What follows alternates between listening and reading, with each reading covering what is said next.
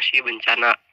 Serangkaian kegiatan, upaya, strategi, dan kebijakan untuk mengurangi resiko bencana. Mitigasi bencana sangat penting untuk mengurangi risiko dan dampak dari bencana. Dengan memahami langkah-langkah mitigasi yang tepat, dapat melindungi diri, keluarga, dan lingkungan dari kerugian yang lebih besar akibat bencana. Hal-hal yang dilakukan ketika sebelum banjir yaitu bersihkan saluran air. Saat banjir datang, amankan barang penting dan cari lokasi aman atau dataran tinggi. Setelah banjir selesai atau surut, bersihkan rumah dan lingkungan menggunakan sarung tangan dan masker safety. Hal-hal tersebut telah menerapkan mitigasi bencana secara baik. Mitigasi bencana terbagi menjadi dua jenis, yaitu 1. Mitigasi struktural adalah mitigasi yang dilakukan dengan membangun infrastruktur dan prasarana yang dapat mengurangi risiko bencana. Yang kedua, mitigasi non-struktural adalah mitigasi yang berfokus pada peningkatan kesadaran dan edukasi masyarakat agar lebih siap menghadapi bencana. Lalu, dari kedua mitigasi bencana tersebut memiliki contohnya masing-masing, yaitu contoh mitigasi struktural. Yang pertama, membangun tanggul penahan banjir. Yang kedua, pemecah ombak di pantai. Yang ketiga, sistem peringatan dini tsunami. Yang keempat, rumah tahan gempa. Dan yang kelima, sabodam di gunung berapi. Lalu, contoh dari mitigasi non-struktural yaitu 1. Pelatihan tanggap darurat. Dan yang kedua, yaitu penyusunan peraturan terkait kebencanaan.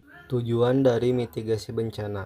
Yang pertama, mencegah atau meminimalisir jatuhnya korban jiwa, kerusakan lingkungan, serta gangguan sosial dan ekonomi akibat bencana alam. Yang kedua, memberikan edukasi dan pelatihan agar masyarakat mampu menghadapi dan merespon bencana dengan cepat dan tepat. Yang ketiga, menjaga keseimbangan ekosistem dan mengurangi risiko bencana alam. Yang keempat, mempersiapkan rencana tanggap darurat agar proses rehabilitasi dan rekonstruksi dapat berjalan lebih cepat dan efektif. Bencana alam ada banyak jenisnya, seperti banjir, tsunami, gunung berapi, gempa bumi, tanah longsor, dan kekeringan. Berikut bencana alam yang sering terjadi di Indonesia. Pertama, banjir Tangsel pada tahun 2011. Kedua, tsunami Aceh pada tahun 2004. Ketiga, Gunung Merapi meletus pada tahun 2010. Keempat, gempa bumi di Palu pada tahun 2018. Kelima, tanah longsor Banjarnegara pada tahun 2014.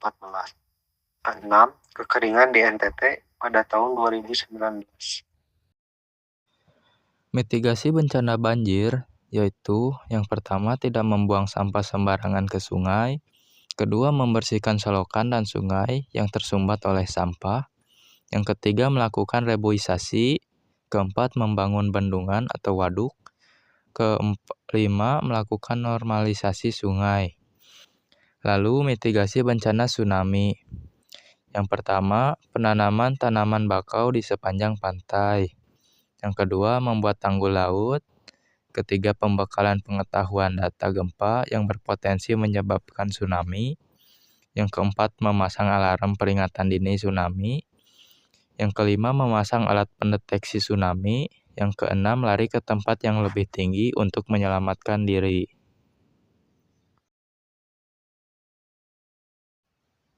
Lalu selanjutnya mitigasi bencana gunung berapi, yaitu pembangunan tanggul untuk menahan lahar agar tidak masuk ke wilayah pemukiman.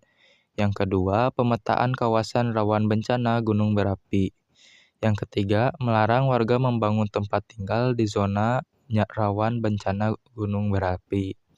Yang keempat, penyelidikan gunung berapi menggunakan metode geologi, geofisika, dan geokimia. Yang kelima, membangun tempat pengungsian yang aman lengkap dengan fasilitas logistik, medis, dan kebutuhan dasar lainnya.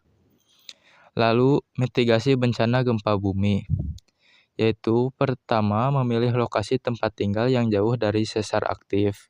Kedua, membuat bangunan tahan gempa. Ketiga, identifikasi tanah yang lapang atau kosong sebagai tempat berkumpul ketika gempa terjadi. Yang keempat, menjauhi sumber-sumber listrik ketika gempa terjadi. Kelima, memahami jalur evakuasi dan mengikuti kegiatan simulasi mitigasi bencana gempa. Dan selanjutnya, mitigasi bencana tanah longsor, yaitu pertama menghindari dari daerah rawan bencana longsor untuk membangun permukiman. Yang kedua, membuat terasering dengan sistem drainase yang tepat.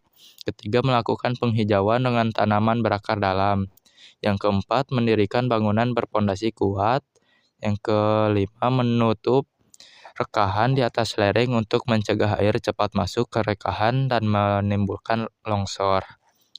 Yang keenam, melakukan relokasi permukiman, gedung, fasilitas umum, atau lainnya di daerah yang berpotensi terjadi tanah longsor. Lalu selanjutnya mitigasi bencana kekeringan, yaitu pembangunan waduk untuk mencegah terjadinya defisit air di musim kemarau, lalu reboisasi hutan untuk mencegah terjadinya kekeringan, lalu penghijauan di area permukiman warga maupun di sepanjang jalan besar, lalu membangun atau melakukan rehabilitasi terhadap jaringan irigasi, dan melakukan sosialisasi untuk penghematan air.